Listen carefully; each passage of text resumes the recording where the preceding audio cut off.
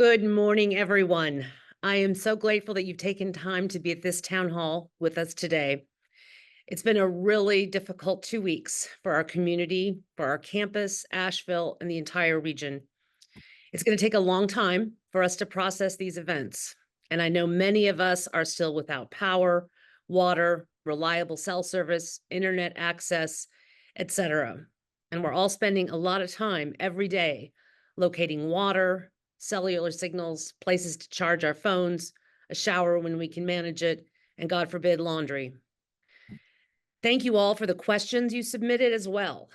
A large majority of them center on the themes of returning to work, an update for water, access to campus, and the next steps. We've included Yvonne, Paul, and Megan on this call to help answer some of those questions. If you don't have questions answered here, please let us know. You can contact the Helene call center at 828-251-6600 or email helene@unca.edu. During the town hall, if you have additional questions, please put them in the chat. Those questions probably won't be specifically addressed during this time, but we'll capture them and make sure we address them in future town halls, emails, email updates, and updates on the website. First, I want you to know that there has been a team of emergency managers and those who serve on the Emergency Operations Center who've been on campus around the clock since the storm began. These folks have managed to take care of the students, to manage communications through email and Bulldog Alert, manage the communications with the system office, clearing the huge, overwhelming number of fallen trees, and the list goes on and on. I want to especially thank the many student affairs, public safety, and campus ops staff for being here during and right after the storm. They were here and not with their families and loved ones. UNC Asheville has also been a hub for our local emergency responders, as a place for them to eat hot meals every day. We've served more than 14,000 meals to emergency workers. I'm very grateful to our friends at Chartwell's who've gone above and beyond to keep workers fed and healthy. We're also hosting a Salvation Army volunteer site. And early on, we had a FEMA search and rescue team from Arizona on site. And we're also housing and feeding the many, many UNC sister institutions teams coming to help on our campus. As we noted last week in the last week's briefing, we are waiting on safe running water before we move students back to campus. The city and other state and federal officials continue to work around the clock, as I'm sure you know, to repair the water system to get everything up and running. Our Director of Emergency Management, Matt Petty, and his team continue to work with city and county officials daily to receive progress reports and ensure the campus is ready when water is deemed safe. We cannot bring our students back to the residence halls without safe water. That is the linchpin. Once we have that, we will allow everyone back on campus as soon as possible. I know many of you are ready to return to your normal work routines, we all are, and to be back in your offices. While there may be reports of water flowing to campus at this time, please be aware that this does not mean we will have immediate restoration of safe water. The water coming in may have significant amounts of debris. We are working to plan for a gradual and monitored return of this sediment-containing water to the campus system. We have to be very careful in order to avoid any inadvertent damage to our pipes and systems that could take eventually, possibly, months to repair. So Scott Walker and his team are feverishly putting together a plan to safely repressurize our lines and prepare for the arrival of clear and then clean water. President Peter Hans visited campus yesterday to view the damage and to thank many of our workers. He had lunch with us in Brown. Each of the UNC system schools not affected by Helene have sent us assistance in terms of grounds personnel, food trucks so we could serve hot meals, police and campus safety workers, protective equipment, and equipment for various projects. It was an unbelievable response, as we have had hundreds of people from other campuses coming here to help us.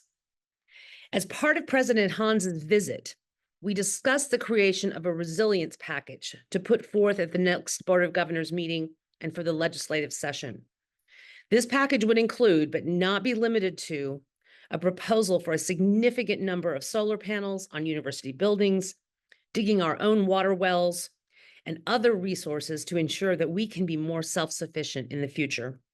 We know these proposals are more important than ever, and we need funding and legislative support to make them a reality. I'm hopeful to form a small committee that will work to identify all these needs and a really robust plan. And I know we've got a lot of people on this call with expertise. I also had the opportunity yesterday to speak briefly with the president of the Senate, Phil Berger. He is very supportive, and we're hoping to see relief soon during the next few legislative sessions. Understanding that our communities, our surrounding communities that were terribly, terribly devastated, need the attention first. But I'm confident that we are going to receive support and attention from folks in Raleigh. In the interim, while we're waiting for other monies, to help defray some of the additional costs that we've incurred over the last 2 weeks, the university has established a disaster relief fund through the Office of University Advancement. To date, we have raised over $215,000. This money will be used with guidance from the Board of Trustees and senior leadership to take care of some of the most critical needs of the university at this time. Information will be sent out soon about how impacted students, faculty, and staff can apply for emergency relief funds. We know many of you have lost a significant amount of property and have endured hardships, and so we want to make sure that we are able to help you. Now, John Doherty, who's the Chief of Staff and General Counsel, is going to moderate some of the questions that you sent in on the Google Forms. We've compiled them, tried to get thematic questions, and we hope we're going to be able to answer most of the questions that you have posed. So, John, I'm going to turn this over to you and let you begin those questions. Thank you very much, Chancellor. And thank you again for everyone in joining us today. We've got a number of colleagues on the call today to answer the questions that we've received. And again, we welcome any additional questions that you have in the chat so we can be mindful of what questions you have and what ambiguities remain. But I want to start right now with Paul Forte, our Vice Chancellor for Budget and Finance. Paul should be able to respond to several of the budget-related and human resources-related questions that have come in, as Paul serves as our Chief Operating Officer. So, Paul, I want to start with something that's probably on many employees' minds, which is, will paychecks continue? Will folks continue to be paid, especially those that are unable to work? Yes, through the duration of OS3, everybody will be paid. Some people are working because they're essential. Some people are working at home, but everybody will be paid through OS3. This also includes temporary workers, and they're going to be paid at the same rate that they were working preceding the hurricane. So we've made an average of the hours they worked. And just so you understand, OS3 is operating status 3, so closed.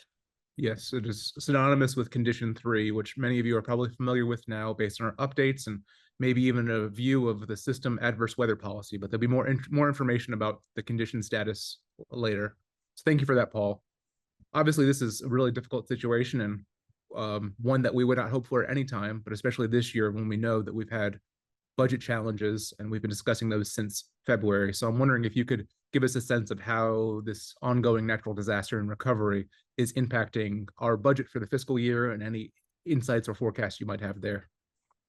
Yeah, I've worked in a lot of natural disasters. I've worked in cable, phone, and electric companies, and I've never seen the level of devastation. Luckily, the bulk of it was off campus, but we had significant damage to the campus as well. So we're accumulating those costs. And the Budget and Finance Office is going to summarize what we think the extent of the initial damage is and send it to the system office. They're going to coordinate that and put in an ask from the legislature for some funding for that, for initial funding for the initial wave of damage.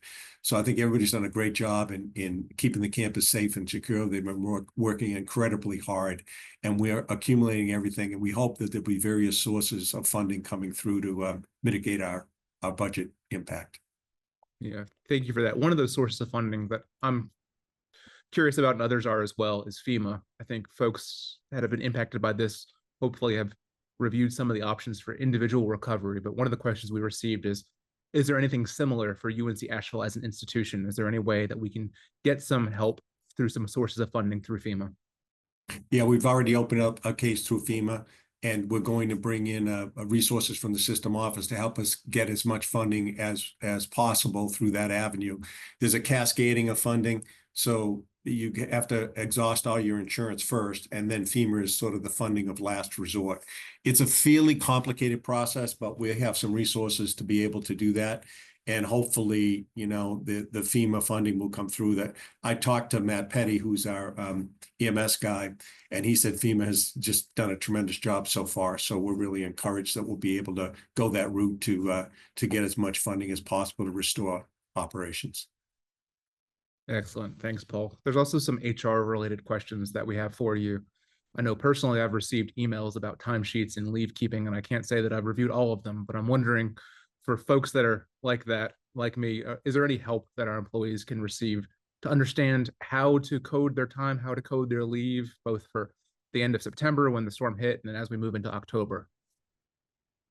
Yeah, the rules are kind of Byzantine. You know, I know rules generally, but I've been through some painful discussions on exactly how to do it. We've sent out some guidance, and but if you still feel unclear on anything you have, I'm going to have Sarah drop in the chat 2 resources, which will be leave reports at unca.edu, and for HR questions, hr@unca.edu, and they can solve your questions, any questions you have. People are going to get paid. We are doing all we can to make sure people get paid, especially in OS3, where operations status 3, where everybody gets paid anyways. So if you have to make up your timesheets and arrears, I know people have communications issues, people have, you know, still are out of service in many areas. So we're going to be as flexible as possible to make sure we get the data. We get the data a month later. That's not a big deal. Great. And along those lines, I'm sure many of our employees are also feeling stressed and trying to balance their work obligations with what life is throwing at them right now, which is probably a spectrum for many of our employees. You know, there are critical needs and family situations. So from an HR perspective, can you give a sense of what you expect for managers and supervisors in terms of giving grace or some understanding of employees and maybe some support that employees could utilize during this time? Yeah, you know, running physical plant and accounting, I see both sides of it. I see the physical plant people out there every day, climbing trees, getting rid of debris in dangerous situations. But also we have to pay people. And so I've got my payroll people in paying. And, you know, I was talking to a payroll person the other day. She had a tree fall on her house, and she was in doing the payroll to get it out. She was leaving and helping me doing it. She said, well, I got to go. I said, what's up? She said, you didn't know what happened. So you really have to talk to your employees, because there are such unusual situations that can't fit into a standard policy. We have to be able to work through that. We also have resources for employee assistance, and I'm going to have Sarah drop that into the chat as well. This is an unprecedented time. Feel free to talk to your supervisors or utilize the employee assistance. We want to make sure, you know, to be as cognizant as possible. I don't know what all my employees' situations are, but I know there are difficult situations. We have to be flexible.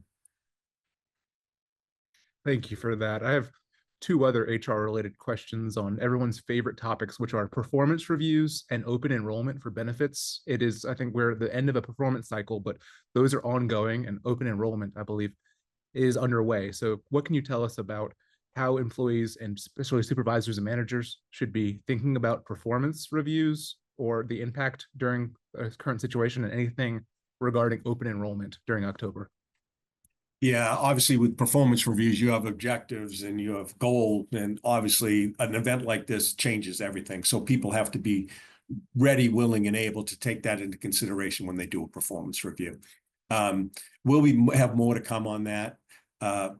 As far as the open enrollment is concerned, we do have an extension till November 1st, but you have to go in and positively change your enrollment. So I would ask anybody who has issues with connectivity or anything like that to contact HR at the email that Sarah's going to drop in the chat, and we can do our best to work around that. These are hard and fast deadlines, but if we know in advance that there's a problem, we can work around them. Excellent. Thank you, Paul. That's all the questions I have for you, Paul. But if others have questions, again, please feel free to add them into the chat. We'll have additional future opportunities to try to address some of those questions. And as Paul mentioned, this is an evolving situation with many stakeholders at play, both Office of Human Resources, OSBM, our system office. So things will continue to evolve on the budget and HR side. Before I move on to my next colleague, there are a couple questions that are just general policy implementation that I want to address. One is we have received questions about folks wanting to return to campus to retrieve their belongings. And we've had some opportunities for that, for some folks were unable to make those, and just wanted to stress that there will be additional opportunities for our faculty and staff to return to campus to retrieve their essential belongings, especially as we're returning back to instruction on the 28th. So please keep your eyes out for additional times and dates and instructions for how to do that. That'll be very similar to before, but I want to let you know, if you haven't had an opportunity to do that, the boat has not left. There will be more. Two others about our operating status, the conditions. As folks know, we're currently operating under condition 3. We have been for quite some time, and condition 3 will continue. The questions that we've received are, one, what happens when we come out of condition 3? And the other is, understanding that there is some distinction about essential or mandatory employees and others under condition 3, and can those classifications be changed? I want to take both of those together and say that what we're currently experiencing is a very different situation than what was contemplated when the UNC system created the adverse weather policy. So the purpose of the adverse weather policy is to give clear guidance and some instruction to our employees when something like an adverse weather event happens. That could be a bad storm. It could be a winter storm, snow on campus that might close us down. What we're going through right now is less of an adverse weather event and more of an adverse infrastructure event. The hurricane, the tropical storm, passed weeks ago at this point, but we're still feeling the effects of it, which means the typical distinction of mandatory and non-mandatory employees it doesn't map on beautifully. And right now, it's unclear when our conditions will change and how, to what condition we'll move to from condition 3. And that's sort of based on situations outside of our control, mainly city water. And as that situation evolves, we'll need to understand what our capabilities and capacities are. And so when we are able to move out of condition 3, it may be to condition 2 with some reduced operations or suspended operations. It may be to condition 1. And based on that, we will provide additional guidance about expectations for working remotely and returning to campus. And with regard to any classification of essential employees, those classifications are mostly based on job descriptions and job functions during and coming out of an adverse weather event. So those are not really flexible, fungible categories. They're really based on what someone's expected to do. I think those are well established. And again, this is a unique experience. So if it feels like the policy is an odd fit for what we're going through, I think that is just a reflection of there has not been an event like this at UNC Asheville before. So again, we appreciate your flexibility in that. So with those out of the way, I want to turn to our provost, Yvonne Villanueva Russell, because as you'd expect, we have a number of questions that touch on academic affairs matters. So I'll turn to Yvonne. And the first one we have is, there was an announcement last week that our instruction would be remote for the semester. And Yvonne, what can you tell us about how those courses will be conducted? Sure, thanks. First of all, it's great to see everybody. I want to acknowledge that you've made the time and you're holding the space for this conversation, whether you're in your house with electricity and internet, or you're in temporary lodging and you're on your brother's couch and you're taking over his living room to be here, or you've made your way to the Ingalls parking lot and you're on a hot spot and you're borrowing Ingalls supermarket internet to be here. Thank you very much. I just want to acknowledge that you've been through a lot, and thank you for showing up today and for giving us your time and attention. I also want to just do some shameless thank yous to people who have hit the ground running behind the scenes to get us to where we are so that we can launch the academics in 2 weeks. Deaver Treywick, thank you for doing our SAC COC paperwork to make sure that we were approved to continue online for distance education. Lynn Horgan, Regina Kreiser, Kate from Center of Teaching and Learning, doing incredible things to make sure that we've got the support that we need for academics, and also the academic deans that are helping to triage and get the word out and delegate information as quickly as we can, whether it's by text or by email or smoke signal. Thanks all that have been part of creating the plans and communicating them out. So we had set a deadline, I had set a deadline that by October the 14th, if we did not have water, we were going to need to go remote. And we made the decision a little bit early because I wanted you to have the maximum time to be able to deliver a quality education and finish the semester strong. And so that's why last week I made the call that we would be delivering a remote instruction for the rest of the semester, simply because those of you who have been through COVID and have taught remote know just how heavy a lift it is to convert your lectures online. And it's even more challenging now that we have limited bandwidth to do so. Psychologically, our bandwidth is fried, and some of us don't have ready internet. So giving you the maximum time to get those conditions in place for you to make that switch online was the call I made. And that's how that decision came about. Provost, are there resources or information we can provide about how and where Zoom classes can be conducted or instructed? Absolutely. So filling out that faculty resource and support survey is crucial. That's how we're going to know how we can support you. 40% of you say that you've got steady internet, you've got a laptop that you can use, and that you're familiar with the LMS Moodle, which is fantastic. For the 60% of you that either haven't responded or need assistance, we are here for you in every shape and form, whether it is supplying you with a laptop, whether it's supplying you with a hotspot. We are meeting with the system office later today where we will be putting in that official request for those crucial technology supplies that you need. Others of you have the technology, but you don't have steady internet. We have been setting up shared co-work spaces. We have one firmly established. The Hatch Innovation Lab downtown will be converted into a shared co-work space for both faculty and students. Information will be shared later this week about that. That will be available for your use as early as Monday of next week. We also have a partnership with Blue Ridge Community College. They are offering up their Hendersonville campus and also their Brevard campus. And they are lending us whatever it is that we need, whether it is a conference room, whether it is an ITV classroom for you to record your lectures, whether it is a computer lab because you don't have a device to use, or whether you just need a quiet space to grade and create a PowerPoint lecture. All of that will be made available to us. And again, I'll have information for that for you by the end of the week on those shared co-work spaces. Excellent. It's great to hear that there are resources out there and spaces for folks to come. Can you clarify real quickly about the status of campus for folks that might want to come to campus to perform that activity? Yes, so campus is closed and campus is restricted, and it will remain so until we have clean, drinkable water source. And again, it's going to be very difficult. It's going to seem as if we have false hope because there's water, but it's not the right type of water. So if you have individual requests, some of you need access for your research animals. Some of you need requests because you've got a laboratory or you've got grant-funded research. We can handle those individual requests by email. But for the bulk of you, we want you to have access to what you need for the semester. And again, we'll be announcing those dates next week for you to return to campus. We're also going to coordinate for faculty to be able to meet up with students. We know their music students need instruments.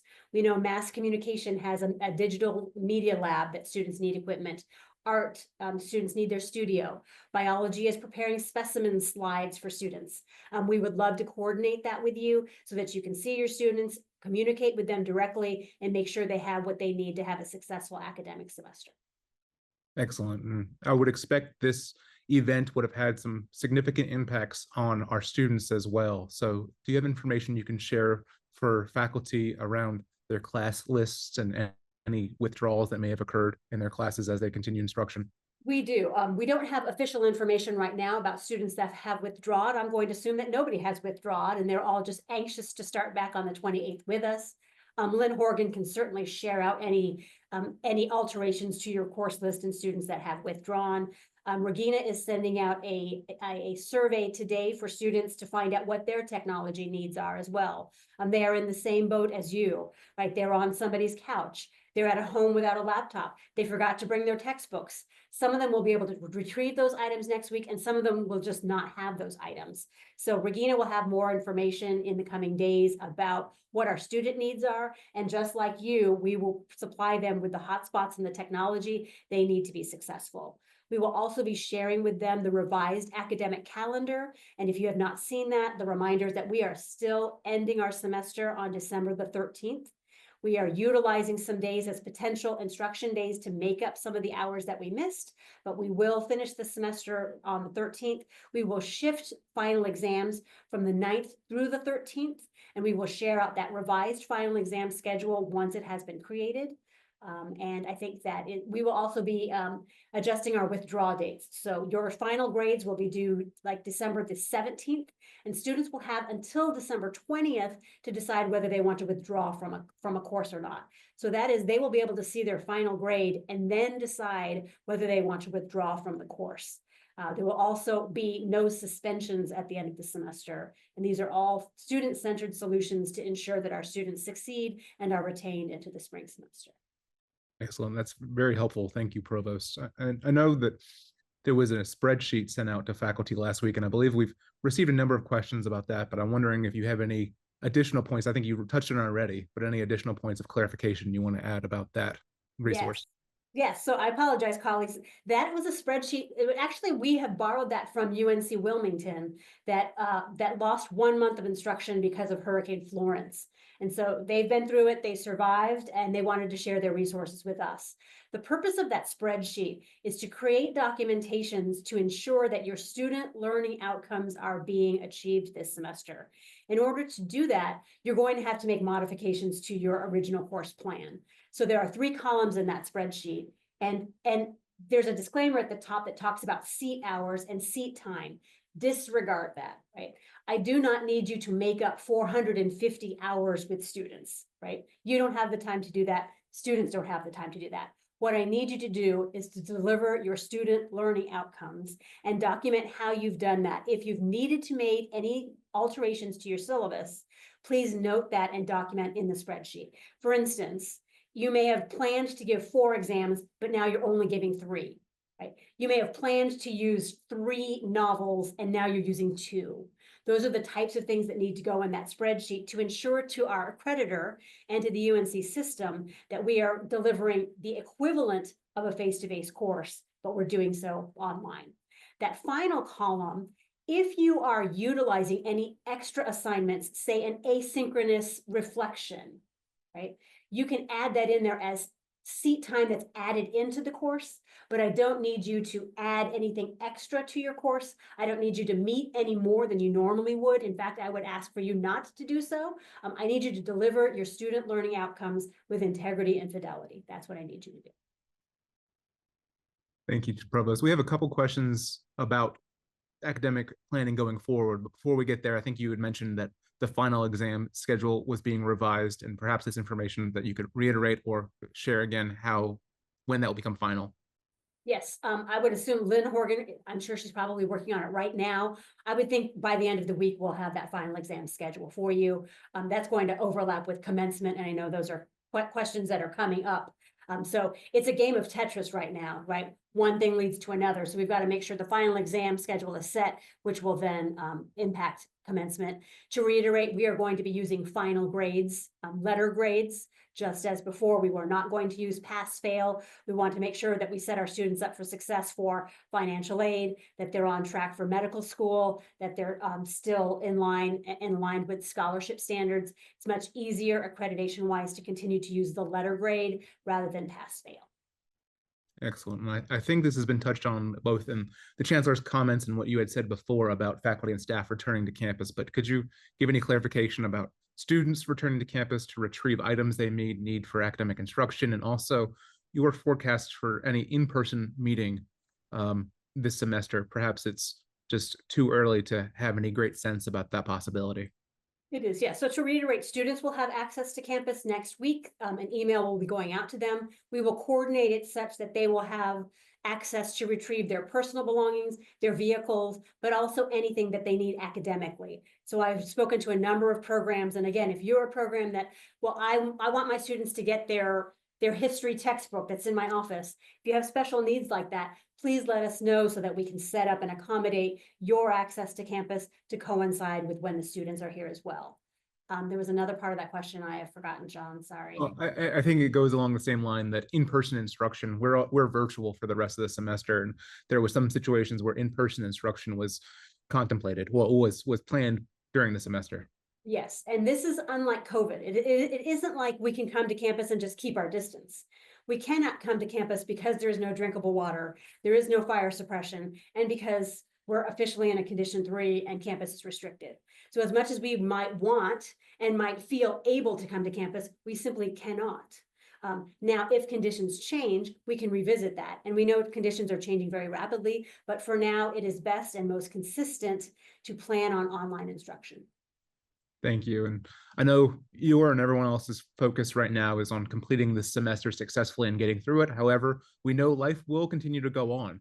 So thinking towards future semesters and future academic items, can you give any information about the spring semester, textbook ordering, advising, as we transition to what would typically be movement and thinking about the next semester as well? Yes, and I don't think that as much as we don't feel as if we have momentum, we need to make sure that we don't stall out completely. There are things that still need to churn and continue. So advising needs to happen.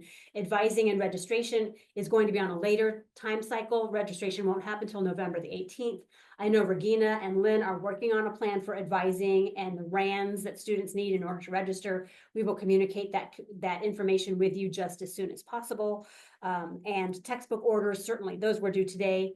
We're not going to meet that deadline. We will move that deadline so that you can set your students up for the textbooks they need next semester. I would like, with very much 99% confidence, say that we are not going to be affected in the spring semester in terms of launching and our modality. I would like to assume, I can't promise anything, but I would like to hope very optimistically that we will be back to a much more normal spring semester. Excellent. And I think the last one I have for you, Provost, is very similar to what I asked Paul around performance evaluations. I know for faculty, it is paramount on an annual basis, both with SFIs and with tenure and promotion considerations and clocks. So are there any information or clarification you can give right now? Yes, so that is one of the top items on my to-do list, is to look at awards, promotion and tenure, post-tenure review, endowed professorships. I know we have several department chairs that need to be filled.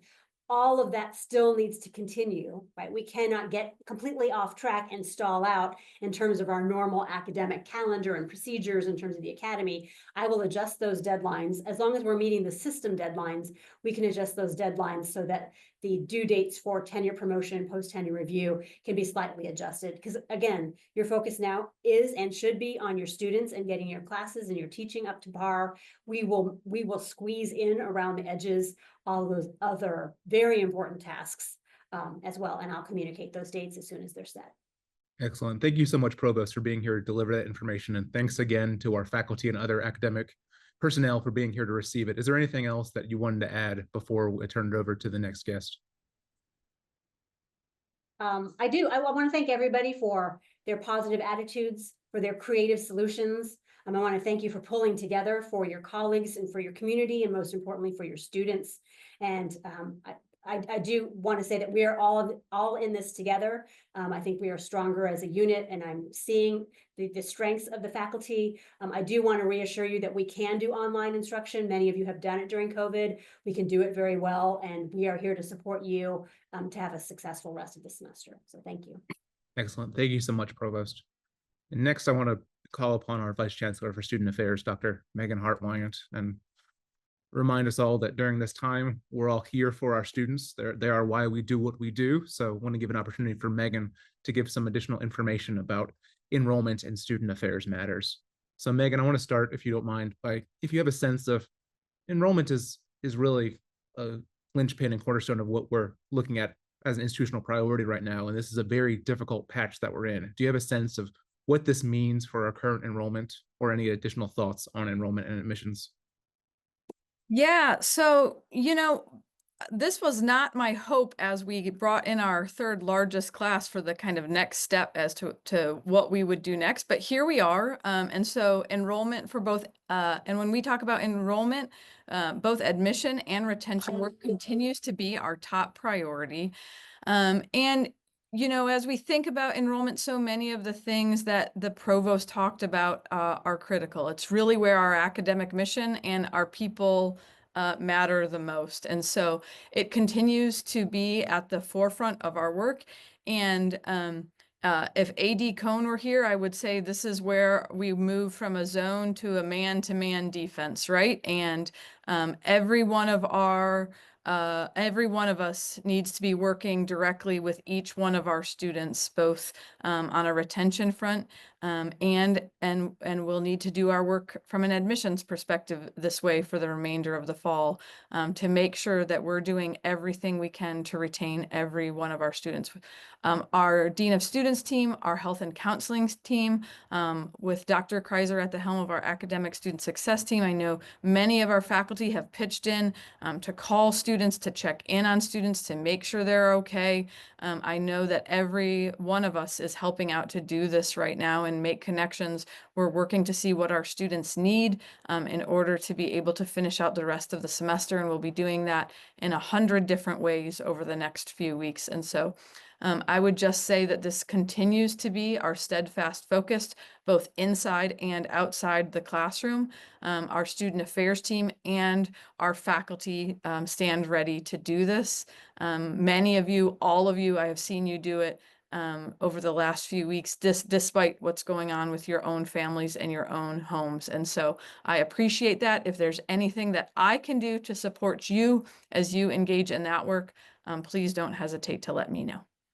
Excellent, thank you. And you had mentioned admissions. We just took on an incoming class, and we've gone through this.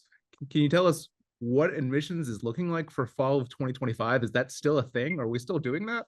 Yeah, we're still doing that. And we actually have counselors already back on the road. They were on campus last week picking up their polos, picking up their materials, and they are back out traveling this week. We are working on packaging and releasing, making admissions decisions for spring. And packaging financial aid packages for new incoming students for spring. Right now, Carrie Myrtle Posey is in the office. Marcio Moreno is on the road. And so that is actually underway as we speak. The team is up and operating and doing everything they typically do in October. We're about 7 to 10 days behind our kind of normal cadence, but we're back at it. And so the team is up and running and operating. Carrie put into the chat that today and tomorrow the admissions team will be working with Buncombe County Schools as well to support their college application help. And so we're a bit delayed due to the storm, but we're back at it, and we have every intention of not missing a beat. And we plan to continue to not only build all of that momentum we were building around Access Asheville, but to continue with that strength going into the next admission cycle. Excellent. Thank you for that. And excuse me if this seems premature, but it may be on some people's mind. It's on mine. What about commencement? The student affairs team plays a heavy role in commencement along with academic affairs. Is that still happening? Yeah, so that's our hope, right? We have a few things to figure out with the exam schedule and of this little matter of water, right? Commencement is a big event, so we certainly hope to have water and make that all possible. But our plan and our hope is that commencement in December is possible, and so we will certainly be in touch with more details about that. Excellent. Thank you for those. I'm going to turn it back over to the Chancellor for 1 minute in a minute. But Megan, I wonder before you go, if there's anything else that you want to add about student affairs, about the community coming together and support resources for our students that we have seen and are continuing to see. I just want to extend my incredible gratitude and thanks to not only the student affairs team, but the campus operations team that came together during the early morning of the storm. I was here with the team on the ground during the early morning of the storm and the days and weeks that followed. And our student affairs and campus operations team just did some incredible work. And so I'm incredibly grateful for that team. Our health and counseling team is up and running. And so many of you might have questions about how students can access health and counseling care or the medical care. And just, I want you to know that our health and counseling team is fully operational and running, and students can access that, their regular health and counseling staff. And so thank you to that. Our Dean of Students team and our care and community team is up and running and supporting our students. So as students identify barriers or roadblocks or support, our Academic Student Success Center is up and running and providing support. And so all of those kind of typical care and community resources that faculty and staff usually direct students to as they run into barriers to their student success. Please continue to rely on those and reach out. And if you don't know where that is or who to reach out to, don't hesitate to reach out directly to me or Melanie Fox or Megan Pugh or Regina, and we will help you find the right people so that we can remove whatever those barriers might be for students and make sure that they are on the path to success. So just my heartfelt gratitude. Thank you so much, Megan. And thank you for all of my colleagues who have been here this morning to answer questions, and to everyone else on the town hall. If you have additional questions, I see there the chat is filling up, so thank you. Please continue to do that. We will address additional questions as we're able. And to close this out today, I'll turn it back over to our chancellor for final remarks. Thank you so much, John. It's been really great to see everybody that has their camera turned on, and to know that the rest of you are there. As we've been reiterating, this is not where we wanted to be in mid-October, but here we are. And the community, the campus community, is pulling together in ways that I could only have imagined in the past. The cohesion, the support, the care that I see out there every day, that I hear about, that I know you're all experiencing, is incredibly emblematic of who we are here at UNC Asheville. When President Hans was here yesterday, he could not believe the smiles, the conversations going on, the planning, the ideas that was swirling around him in the cafeteria. It was a wonderful testament to the fact that we've been dealt a blow here, but we are going to push, and we're going to push hard to get to where we need to be. I know it's hard knowing that you're so close to campus and that we have internet somewhat, but we don't have water, and we are just simply not equipped for a large number of people to be on campus at this time. It really truly is still a public health concern.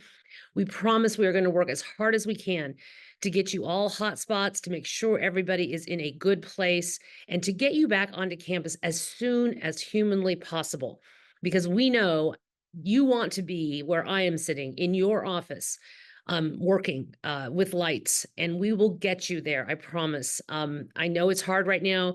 Fill out your forms. Let us know what you need. We'll get back to you. And it's so important during this difficult time that we all show grace and patience with each other. And we really have to go the extra mile, as we all know, to be kind and assume the best in each other at this time. We have campus community members who have suffered unimaginable losses. Unimaginable. And your grace during this time is very, very helpful. So we will capture all the questions in the chat. Thank you. Asking questions helps us greatly, because it helps us think about things that we may not have thought about or have not thought in a certain way. We'll answer all those at the next town hall and another update. In the meantime, reach out. We will do everything we can to answer your questions. I know there's lots of things that are still on our minds, and lots of things still for us to face, but we can do this. We can do this together. I've seen it happening already. So until the next time, stay Bulldog strong. Reach out to your supervisors, reach out to your deans. Let us know what you need, and we will get it to you. Thank you, and goodbye.